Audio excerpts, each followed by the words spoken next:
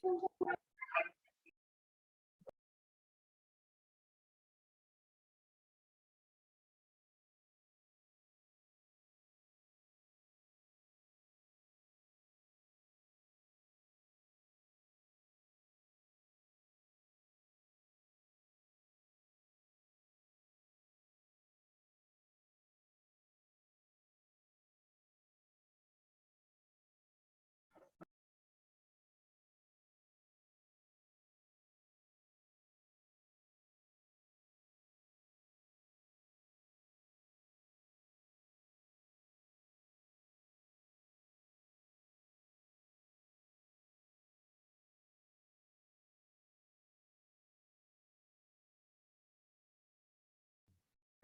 afternoon, everyone.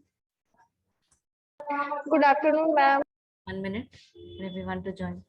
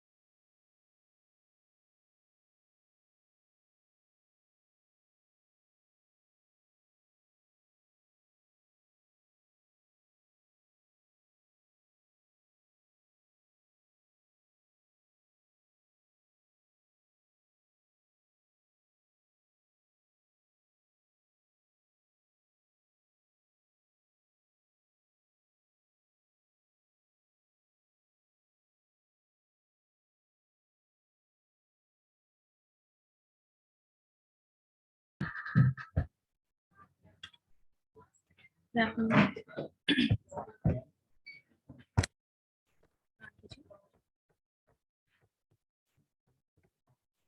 In the last class, we were doing the needs of training, right? ये कर रहे थे हम लोग? Yes, ma'am. Needs of training. इस क्लास में we will do the types of training. ठीक है? अभी तक आपने ये देखा कि ट्रेनिंग का नीड क्या-क्या होता है, both from the point of organization as well as from the point of the employee. In this class, we'll proceed towards the methods of training. किस तरीके से ट्रेनिंग होती है, कहाँ की ट्रेनिंग के बारे में तुम लोग सुने हो, पहले ये बताओ, अपना एक्सपीरियंस बताओ। Ma'am, job training. ठीक है, बाकी लोग भी कैमरा ऑन कर लीजिए।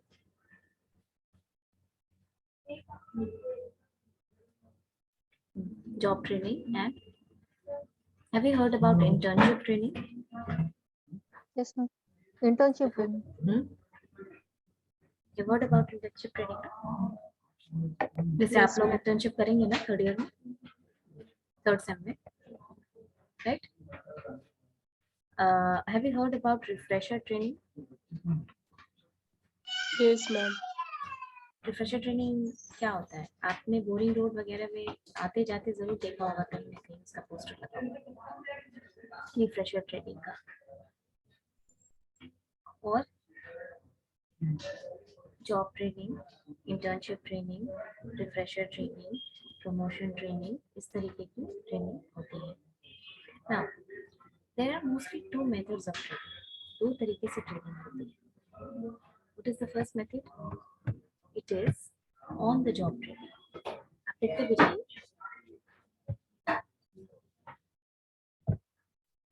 methods of training, देखो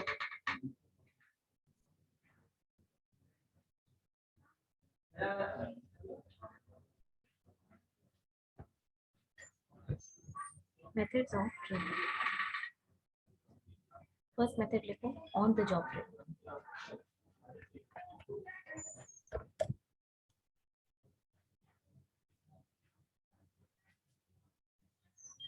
On the job training is considered to be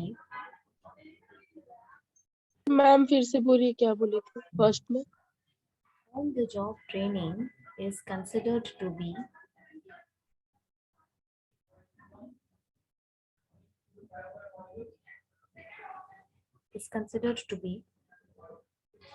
the most effective method of training.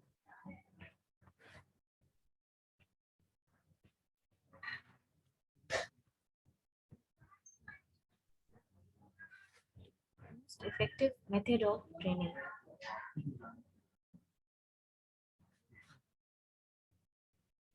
Under this method,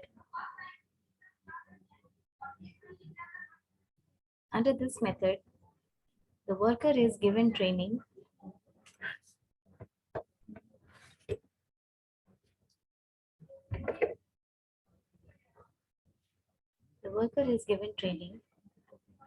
at the workplace. The worker is given training at the workplace by his immediate supervisor.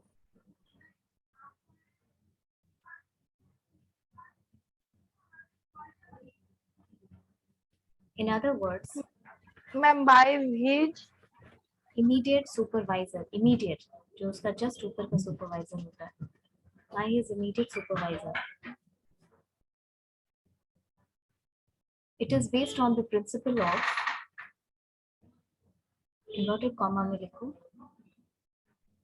it is based on the principle of learning by doing.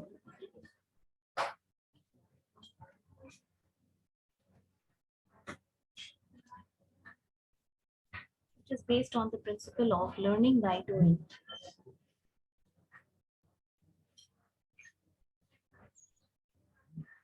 देखो, दो तरीके का training methods होता है, ठीक है. One is known as on the job training method and the other one is known as off the job training method. ठीक है. ऑन द जॉब जो ट्रेनिंग मेथड होता है, on the job training method जो होता है, that means on the job, यानी work place पे जो ट्रेनिंग दी जा रही है, that kind of training method is known as on the job training method. Now, see, training methods are designed according to the suitability. Okay? Suitability, work के suitability के हिसाब से ट्रेनिंग का मेथड डिजाइन होता है. जैसे कि किस तरीके के जॉब्स को generally on the job training method में डाला जाता है, जो ऑपरेटिव नेचर का होता है, जो ऑपरेटिव नेचर का होता है, जो कि शॉर्ट टाइम में सीखा जा सकता है, जिसको कि कम लोग अगर हो, that can be learned in a relatively shorter period of time, and if there are few people to learn those methods, learn those or undergo that training, then this kind of method, on the job training method, ये ज़्यादा appropriate होता है. Okay? Learning by doing क्यों कहा जाता है? Obviously learning by doing इसलिए कहा जाता है क्योंकि आप काम भी कर रहे हैं और साथ साथ सीख भी रहे हैं. Okay. Now on the contrary, of the job training method क्या होगा?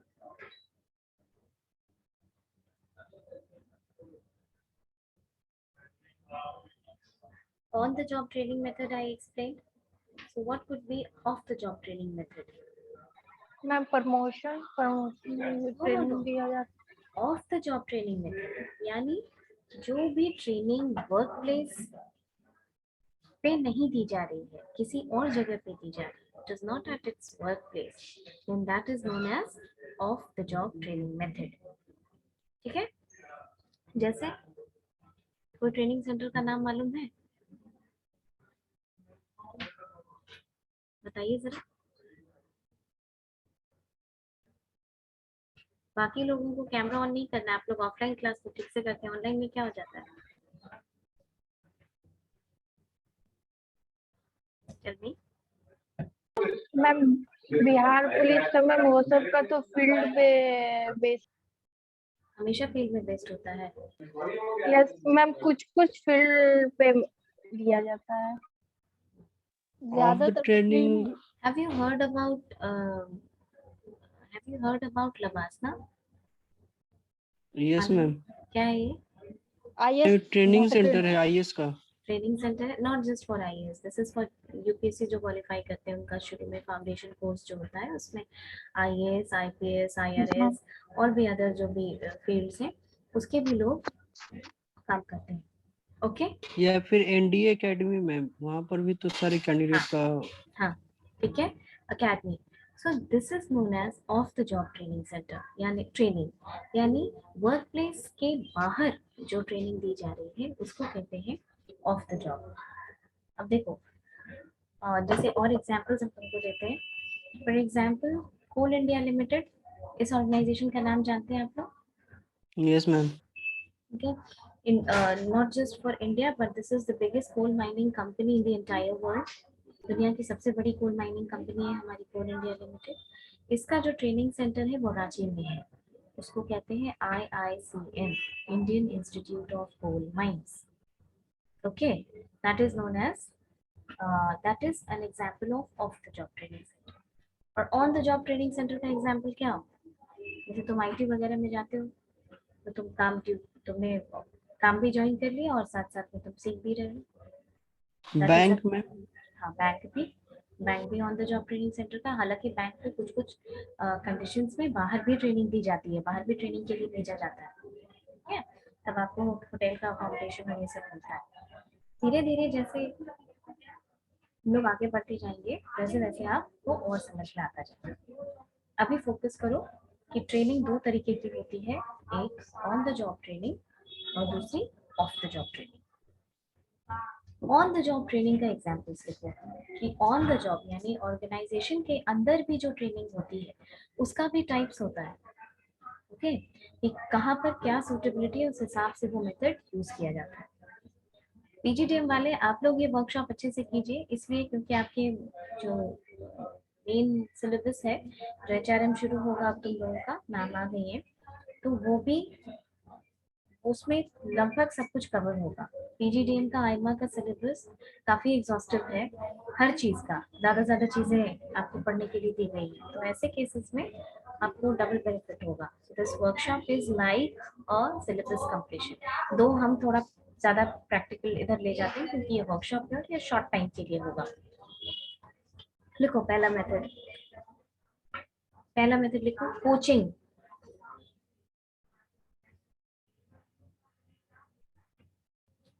मैम क्या बोली? Coaching? Coaching COACH, coach ING।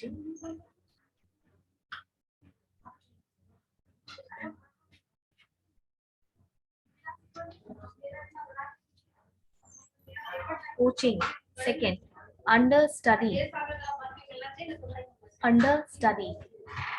UNDER। क्या अच्छी का बता रही है? ये ऑन द जॉब ट्रेनिंग का टाइप्स है, उसका मेथड है। ऑन द जॉब में भी बहुत सारे मेथड आते हैं कि कौन सी ऑर्गेनाइजेशन किस तरीके से ट्रेन करना चाहती है, वही है coaching. Second, under study. Third, position rotation. क्या मैम? पोजीशन रोटेशन या job rotation, POSITION, position rotation या जॉब रोटेशन। ओके, ये तीन मेथड आप पढ़िए। कोचिंग का मतलब क्या होता है, तुम सोच के बताओ। मैम हम डायरेक्ट ट्यूशन करना मैम। डायरेक्ट करना। और इसमें दो और मेथड ऐड कर लो, बता देते हैं। कमिटी असाइनमेंट, COMMITTE,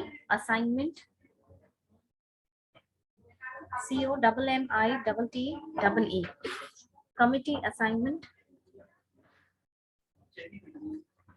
और कमेटी असाइनमेंट एक ही सर? हाँ, this is a method, committee assignment and multiple management.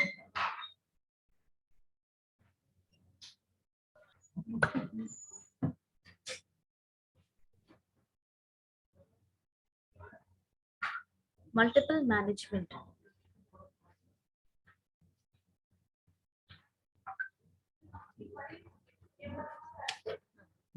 अब बताओ, ऑन द जॉब मेथड में पहला डिस्कस कर रहे हैं हम लोग कोचिंग। तो कोचिंग क्या बताया तुमने?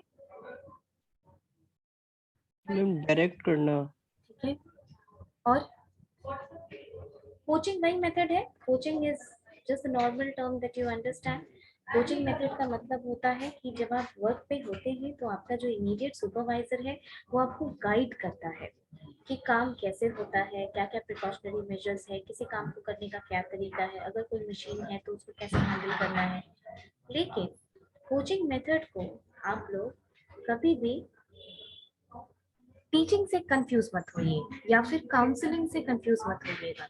काउंसिल करना मतलब क्या होता है? किसी को काउंसिल करना। क्योंकि कई बार कोचिंग के बदले में आप काउंसलिंग बोल देते हैं। It is not counselling. Council करना किसी को क्या होता है?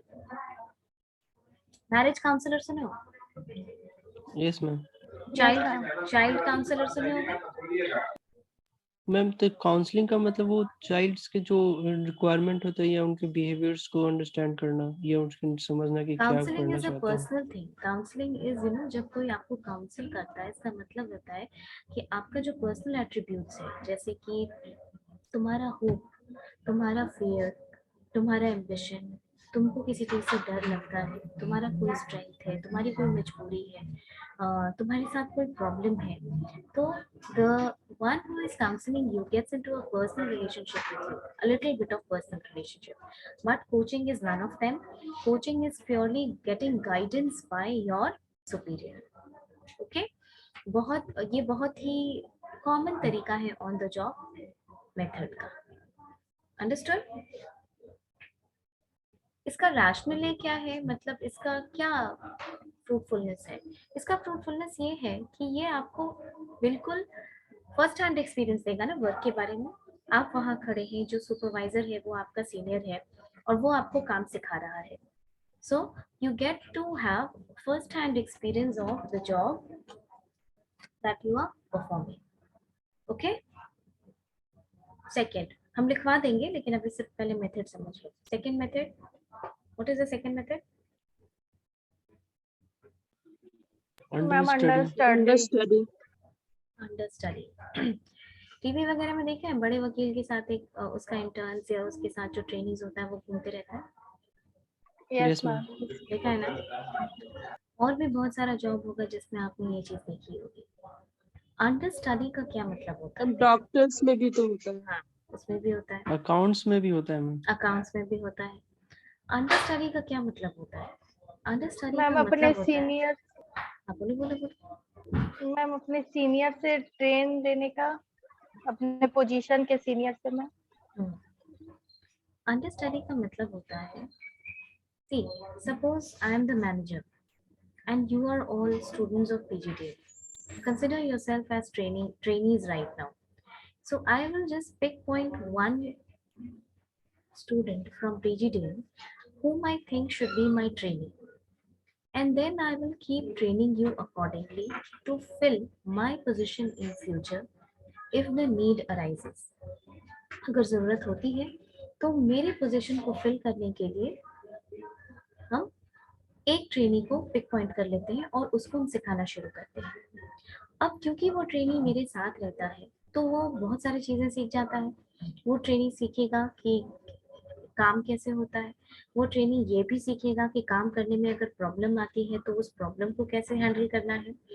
काम करने से ये सीखेगा कि कॉम्प्लेक्सिटी क्या होती है, ठीक है, काम की कॉम्प्लेक्सिटी कितनी है और उसको हैंडल कैसे करना है। अब देखिए, ये प्रॉब्लम तो ठीक है, रिस्पॉन्सिबिलिटी है, पोजीशन फिल करने के लिए मैंने तुम में से एक को सिलेक्ट कर लिया। लेकिन when am I going to leave, क्या क्या कंडीशंस ऐसी बनेगी जिसमें कि मैं पोजीशन वेकेंट करूंगी, ये बताइए। मैम अगेन फिर से बोलिएगा मैम। मैम आपका आवाज म्यूट हो गया है। I being the manager has selected Ajit, okay, to be my understudy. अब कौन कौन सी कंडीशंस ऐसे ऑर्गेनाइजेशन में अराइज होती हैं जिसकी वजह से हम वो पोजीशन खाली करेंगे? मैम मे मैम बी वो लीव पे रिटायर्ड जाने पर पर्सन हो, मतलब रिटायर्ड होना। लीव पे जाना, देखो पूजा, लीव पे जाना इज अ टेम्पररी थिंग। हम 2 दिन 4 दिन या 1 सप्ताह लीव पे चले जाएंगे, उसमें कोई पोजीशन थोड़ा बहुत करता है, but that is not ma'am replacement. Medical leave में तो 1 मंथ 2 मंथ का ये रह जाता है ना टेल मैम, मी इस समय समथिंग तो मैम परमानेंट। रिटायर्ड होने वाला रहता है रिटायर्ड, तभी। रिटायरमेंट, फिर प्रमोशन पे मैम। प्रमोशन, प्रमोशन भी अगर मेरा हो गया तो सीट वेकेंट हो जाएगा। रिटायरमेंट हो गया तो सीट वेकेंट हो जाएगा। हम रिजाइन कर दिए तो सीट वेकेंट हो जाएगा। मेरा डेथ हो गया तो सीट वेकेंट हो जाएगा, राइट। सस्पेंड हो गया तभी ma'am. Suspension is again a temporary thing. जब सस्पेंड होता है कोई तो फिर उसके बाद उसके ऊपर इंक्वायरी बैठती है, और जब तक वो इंक्वायरी नहीं होती है तब तक हाफ मनी उसको दिया जाता है। So that is not completely detachment from the job, ma'am not एक कंप्लीटली सेपरेशन। सस्पेंडेड भी होता है मैम। तुम लोग टेम्पररी चीज मत समझो, अंडर स्टडी का मैटर समझो कि कंप्लीटली मेरा पोजीशन टेक ओवर कब करोगे। मैम ट्रांसफर भी तो हो जाएगा। ट्रांसफर ऐसे केसेस में, ठीक है, ऐसे केसेस में जो मेरा अंडर स्टडी है यानी वो कंप्लीटली ट्रेनिंग तैयार हो चुका है, वो उस पोजीशन को लेने के लिए एलिजिबल हो जाता है। अच्छा, इसका कुछ डिसएडवांटेज भी, इसका एडवांटेज तो ये है कि भाई आप लोगों को जिसको तैयार किया जा रहा है फ्यूचर में वैकेंसी आ सकती है, इसलिए उसको रेडी किया जा रहा है। सो उसको उतना स्किल, उसको उतना एक्सपर्टीज, उतना नॉलेज उसको दिया जा रहा है। But what about the disadvantage of this method? Can you find some disadvantage? कैसे होता है आप देखिए ना, वकील वगैरह कैसे होता है कि वो कुछ प्रॉब्लम आया उसके सामने या कोई क्लाइंट आया तो वो क्लाइंट का प्रॉब्लम अपने अंडर स्टडी से डिस्कस करता है ना, कि ये प्रॉब्लम है, ऐसा ऐसा हो रहा है इसके साथ। तो तुम भी सीखो कि ऐसे कंडीशंस में इस तरीके का प्रोबेबिलिटी अगर बनेगा तो उसमें डिसीजन कैसे लेना है। अंडरस्टूड? इसका डिसएडवांटेज कोई बता सकता है? मैम जो वो उतने टाइम उतने अच्छे से काम कर पाएगा, वो जो फिर नए तरह के वो उतने अच्छे से काम नहीं, टाइम वो ज्यादा नहीं। ये डिसएडवांटेज नहीं है तो वो तो कोचिंग मेथड में फिर तुम बोलोगे कि वो डिसएडवांटेज है, क्योंकि वहां पे सुपीरियर, वहां भी सुपीरियर सिखा रहा है, तो कोई ना कोई तो तुमको सिखाएगा ही हमेशा।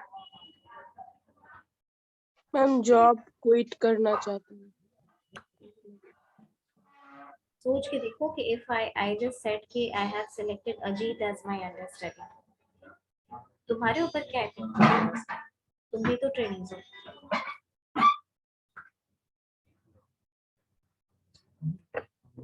कोई इफेक्ट नहीं पड़ेगा।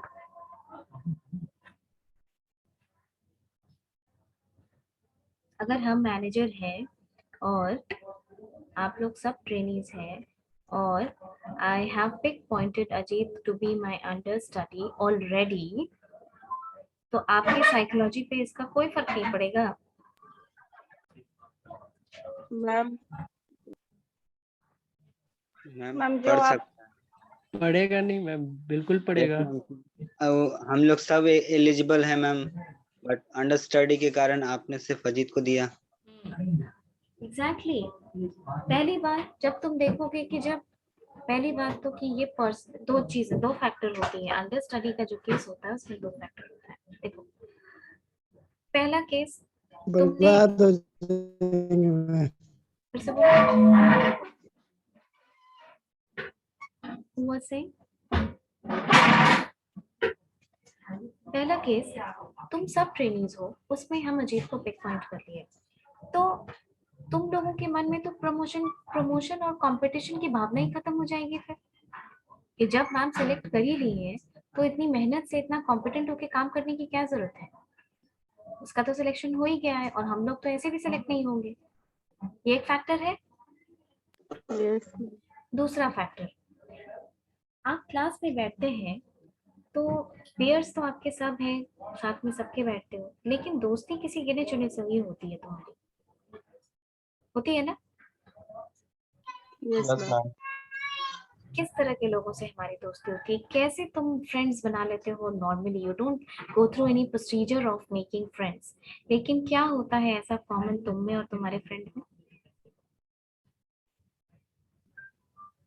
अंडरस्टैंडिंग होता है मैम। अंडरस्टैंडिंग होता है, और नहीं पहले तो बातचीत करते हो ना, अंडरस्टैंडिंग तो बाद में डेवलप होती है। Behaviour ma'am. Ma'am common behaviour, behaviour. आप एक ही टाइप से सोचते हैं ना, आप किस लाइक माइंडेडनेस होता है, हम कंप्लीटली ऑपोजिट लोगों के साथ, ये सब कहने की बात है, बट फ्रेंड्स हमारे जो बनते हैं वो उनके साथ हमारा लाइक माइंडेडनेस होता ही होता है। तो अब तुम सोचो, यस मैम, वो समझ सकते हैं एक दूसरे का बात। इसीलिए समझते हैं क्योंकि लाइक माइंडेडनेस होता है।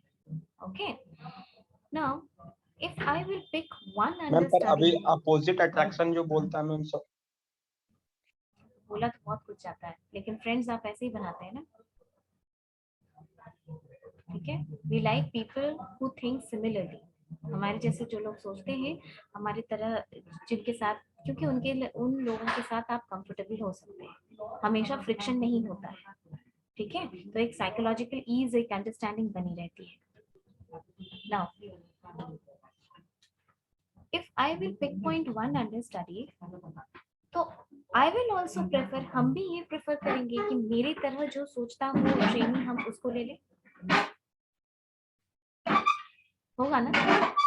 Yes If I need Yes, to, ma'am. if I have to pinpoint somebody from amongst you, I will also go to pick point someone amongst you who thinks similarly as me, जिसका behavior मेरे जैसा हो, जिसका attitude मेरे जैसा हो सकता है। अगर मैंने कहा कि मैंने अजीत को अंडरस्टडी ले लिया, हो सकता है कि Pooja is more talented than Ajit, Pooja is more eligible than Ajit, ये हो सकता है। वो ज्यादा टैलेंटेड है, वो ज्यादा अंडरस्टडी बनने के काबिल है, वो प्रमोशन के ज्यादा काबिल है, लेकिन भाई मुझे लगा कि मैं आसानी से अजीत को काम सिखा पाऊंगी, मेरे जैसे सोचता है, सो आई जस्ट सिलेक्टेड हिम। तो पर्सनल बायसिंग आई कि नहीं? Yes, ma'am. पर्सनल बायसिंग आई यस ना, मैम। ये एक फेवरेटिज्म वाली बात हो गई। दूसरी चीज कि एक एडवांटेज इस प्रोसेस का ये होता है कि एक भाई रेगुलर सप्लाई, एक रेडीमेड सप्लाई ऑफ सक्सेसर तुमको मिल जाता है। उस समय इमीडिएट तुमको अगर रिक्रूटमेंट करना हो, अगर इमीडिएटली सीट वेकेंट हो गई हो, you don't have to search for the candidate. Understudy मतलब समझ में आया? Yes, ma'am. थर्ड क्या लिखे हो आपको? Position rotation. Ma'am, position, job rotation. अच्छा, इसके पहले आप लोग ये बताइए, सक्सेशन प्लानिंग समझते हैं?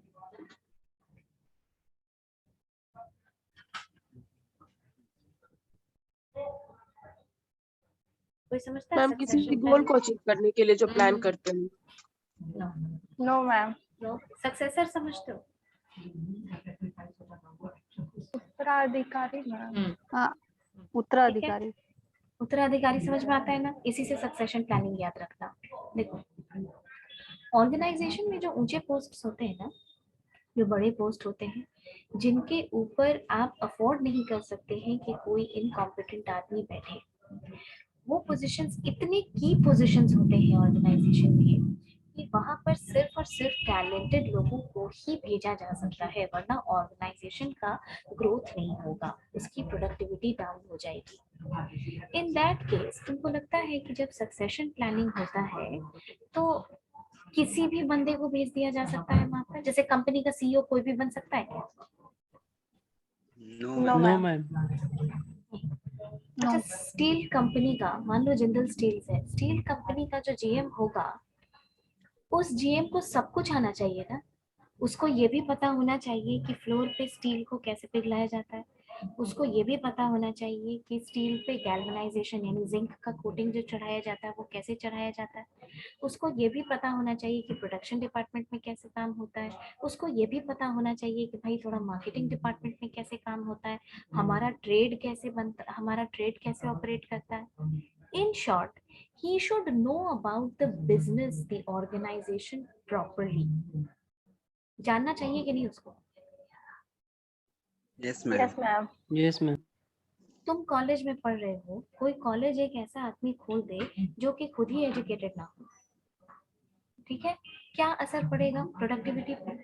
जीरो हो जाएगा प्रोडक्टिविटी, या फिर एफिशिएंसी बहुत डाउन हो जाएगी। सक्सेशन प्लानिंग का यही मतलब होता है। उत्तराधिकारी समझ में आया? तो सक्सेशन को इसी तरीके से याद रखना। सक्सेशन प्लानिंग का मतलब होता है कि जो की पोजीशंस होते हैं ऑर्गेनाइजेशन के, जैसे जैसे एक नॉर्मल गवर्नमेंट ऑफ इंडिया के पीएसयू में पोजीशन कैसे बनता है?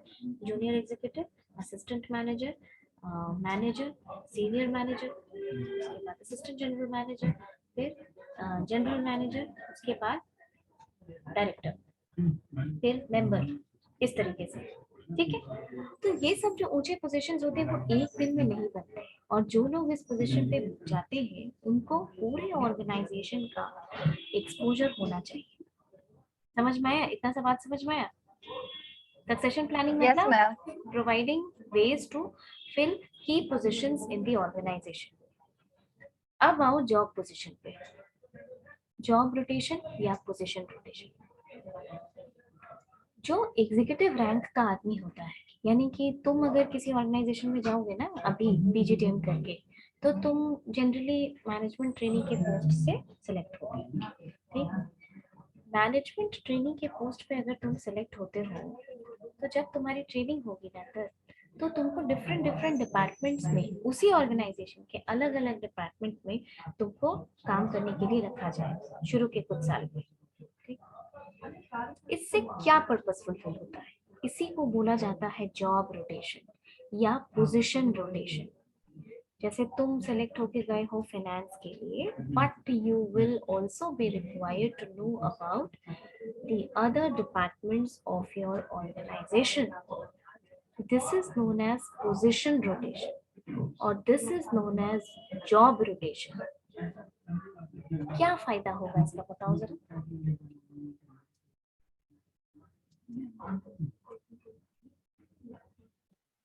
ऑर्गेनाइजेशन के बारे में ज्यादा जानकारी मिलेगा। तो उससे क्या होगा? ये तो ऑब्वियस बात है, फिर घुमा फिरा के वही बात बोल रही। तो उससे होगा क्या? बाकी लोग भी क्या मैम कौन हम लोग को खींचे जरा? ट्रेनिंग मिलेगा काम करने का। उससे होगा क्या ये बताइए। क्यों जॉब, आप क्या सोच पाते हैं जॉब रोटेशन क्यों इम्पोर्टेंट? मैम हम लोग फ्रेशर रहेंगे, कोई काम नहीं जानते, उधर काम करेंगे तो मैम काम करने का। फ्रेशर को काम नहीं जानने की तो बात ही नहीं हो रही है पूजा। बात तो ये हो रही है कि तुमको सिर्फ एचआर डिपार्टमेंट में डाल दिया जाए। तुम ट्रेनिंग भाई किसी पोस्ट पे अप्लाई करके जाओगी ना, तो जिस पोस्ट पे गई उसी पोस्ट पे तुम रह जाओगी। बात ये हो रही कि तुमको अपना पोजीशन छोड़ करके दूसरे पोजीशंस पे रखा जाता है काम सीखने के लिए, तभी इसको जॉब रोटेशन या पोजीशन रोटेशन भी कहा जाता है। तो इससे क्या फायदा होता है? What help do you get from this? Ma'am उस फील्ड में भी जानकारी मतलब मिलता है। हाँ, ठीक है। अगर जॉब रोटेशन होता है तो जिस भी फील्ड में रखा जाता है उस फील्ड के बारे में भी आपको नॉलेज हो जाता है।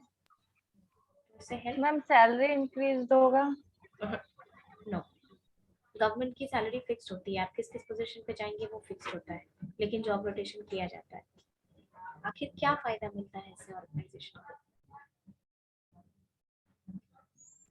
तुम लोग सोचते नहीं हो जरा सा भी, नहीं खाली किताब में जो लिखा हुआ है बस उतना ही भर दिमाग लगाओगे। मैम हट तो जाओ। उससे इंफॉर्मेशंस भी मिलते हैं ना उस कैंडिडेट को, और अभी उससे तुमको स्किल्स हम भी। समझा नहीं, स्किल्स डेवलप होगा तो ठीक है, स्किल्स डेवलप होगा, स्किल्स डेवलप करके फिर क्या करना है? उससे उस हेल्प से और जो भी डिसीजंस हो गए वो डिसीजंस ले सकते हैं ma'am further. Krishna Kumar, to no correlation with other department. ठीक है, गुड, 1 पॉइंट। दूसरा, what happened Krishna, you're not able to unmute or what? If you're not able to unmute you can unjoin and then join.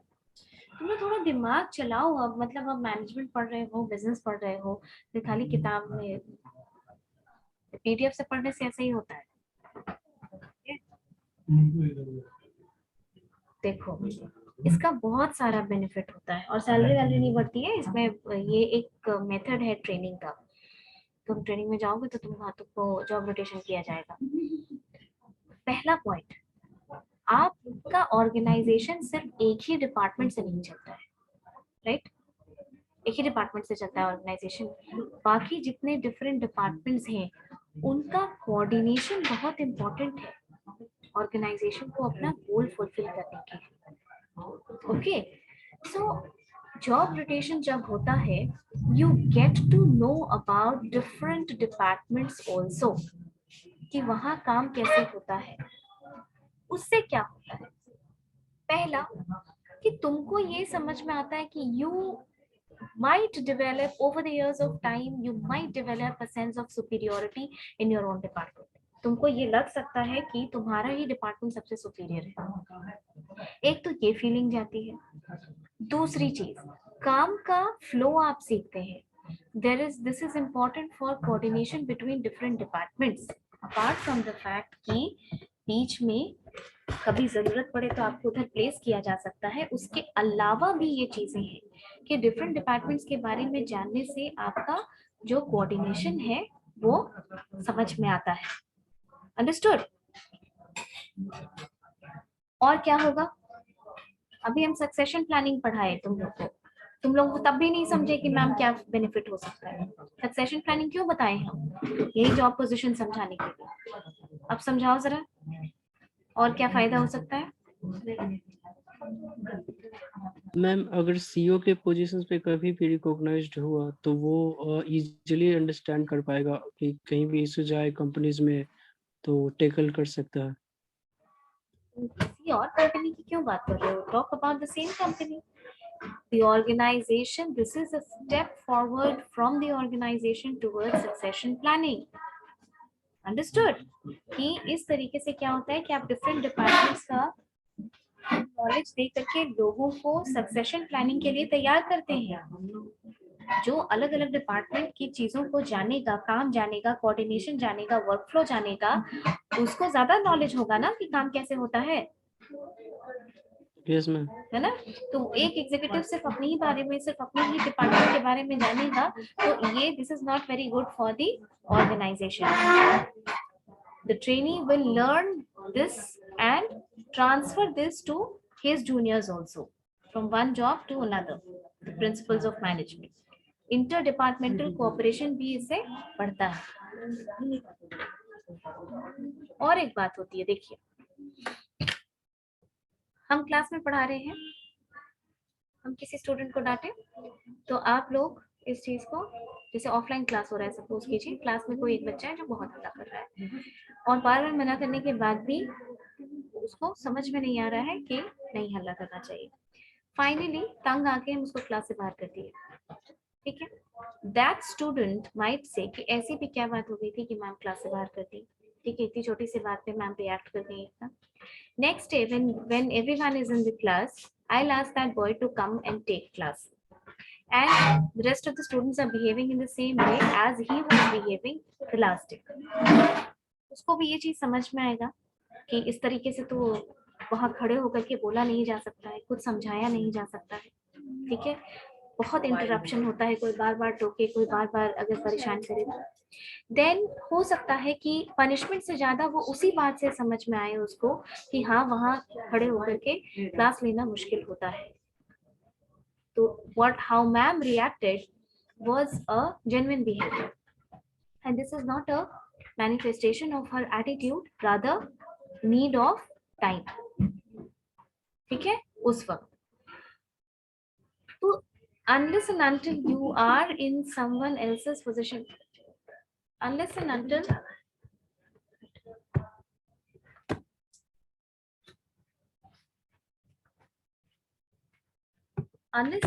you are in someone else's position, you do not know कि certain decision क्यों लिया जाता है। समझ में आया? यही होता है जॉब रोटेशन में। हो सकता है कि अलग डिपार्टमेंट का काम आपको समझ में नहीं आता होगा, पसंद नहीं आता होगा। Please mute yourself. Ajit please mute yourself. Okay ma'am. आवाज आ रही है। काम समझ में नहीं आता है। जब आप दूसरे डिपार्टमेंट्स में काम करने लगेंगे तो आप काम भी सीखते हैं और ये भी सीखते हैं कि कोई सर्टेन डिसीजन अगर आपका कॉलीग या पीयर लेता है तो वो क्यों लेता है, वहां की वर्क कंडीशंस कैसी है। Understood? Job rotation, position rotation समझ में आया? Yes ma'am. हम तुम लोग का मार्क्यू लेंगे तो ये ट्रेनिंग एंड डेवलपमेंट का मार्क्यू लेंगे। ये चैप्टर आप ठीक से पढ़िएगा, ये आपको ऐसे भी मेन में भी बहुत काम आएगा और अदरवाइज भी। आप लोग ग्रेजुएशन के तो है नहीं कि थोड़ा बहुत पढ़ के काम चला लिए, तो थोड़ा अच्छे तरीके से पढ़िए इस चैप्टर को। अब इसका कोई मैम वहाँ पे डिसएडवांटेज करने नजर के आता लिए है? ऑफलाइन क्लास करना ठीक है, इसका कोई डिसएडवांटेज नजर आता है क्या इस वर्क मेथड का? इस ट्रेनिंग मेथड का क्या डिसएडवांटेज हो सकता है बताओ? बर्डन बढ़ जाएगा ना मैम अंडरस्टैंडिंग करने का। अब तुम समझने का बर्डन बढ़ाओगे ऑर्गेनाइजेशन में और सोचोगे कि सीईओ बन जाए हम, तो Ajit, let me tell you, a person who holds a higher post has a lot and lots of responsibility. तो हमको बर्डन भी नहीं चाहिए और हम सीईओ भी बन जाएं, ऐसा नहीं होता है. It's not a valid point. Then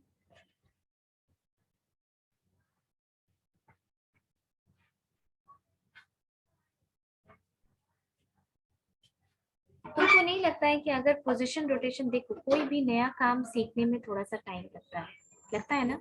तुम कहीं पे भी मैम सेट ऐसे में होगे तुम ऑर्गेनाइजेशन सफर भी कर सकता है फाइनेंशियल प्रॉब्लम से। हर चीज का अपना लिमिटेशन भी होता है, लेकिन उसको ओवरकम करने की कोशिश की जाती है.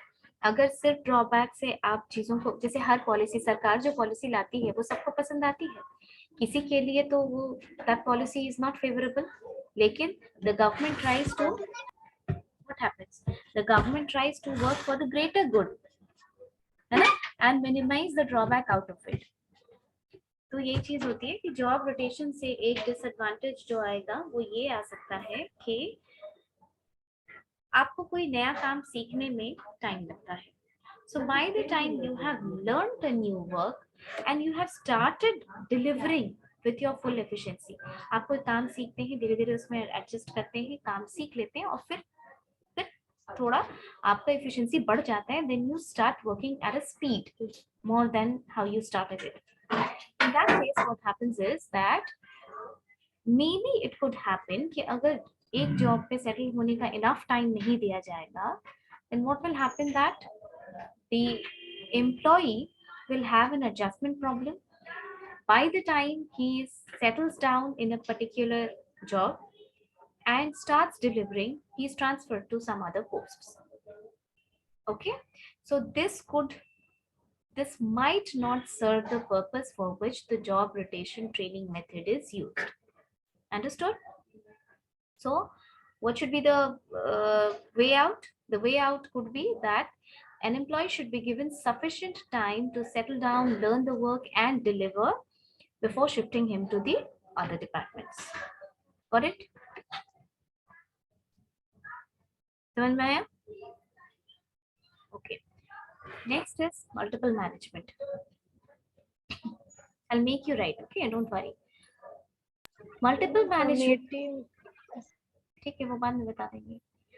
मतलब 1 2 3 4 5 जैसे लिखे हो, अगर 5 4 के पहले समझा दिए तो दिक्कत हो जाती है तुम लोग को. Multiple management as the name suggests, ठीक है. मल्टीपल मैनेजमेंट मतलब एक से ज्यादा management. Sometimes it so happens that big organisations, इस तरीके के ट्रेनिंग मेथड का भी एक पर्पस, एक आइडिया होता है सक्सेशन प्लानिंग की तरफ बढ़ना. What happens is that these organizations, big organizations, they generally select the trainees who are supposed to be trained and they form a management, junior board of management. जो junior होता है, junior board of directors, उस तरीके के multiple management, okay, more than one management group, and then they give a problem to them to discuss or to find out ways and make a recommendation or suggestion to the actual management, to the final management. The decision, the authority to take anything from that recommendation or suggestion depends upon the final management, but they can make a step towards, like junior board of directors, they can make an effort towards discussing all those problems. जैसे कि उसको दे दिया गया cost control design करने के लिए. अब cost control एक ऐसा प्रोसेस है, एक ऐसा टॉपिक है. Satyam is playing, please child, he is playing. Okay, junior board of directors में होता ये है कि जूनियर मेंबर्स जिसको हम की पोजीशन देना चाहते हैं, उस पोजीशन के लिए हम लोगों को तैयार करते हैं।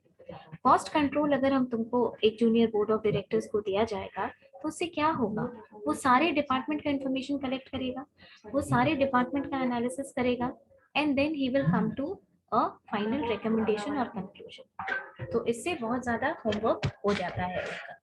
दिस इज ऑल्सो, ये जितना सिंपल हम लोग बात कर लेते हैं यहाँ पे, इतना सिंपल होता नहीं है, काफी टाइम लगता है और काफी सीरियसली ये प्रोसेस होता है। This is also a process which is a step towards final becoming final management. Chalo, we'll end the class here, and in the next class we'll do that committee assignment and of the job training method. ये थोड़ा थोड़ा सा reading या ध्यान रखना. In the next class I'll give it to you in writing. ये थोड़ा सा याद रहे तुम लोगों को. Okay? Thank you ma'am. Thank you. Thank you, ma'am. Thank you.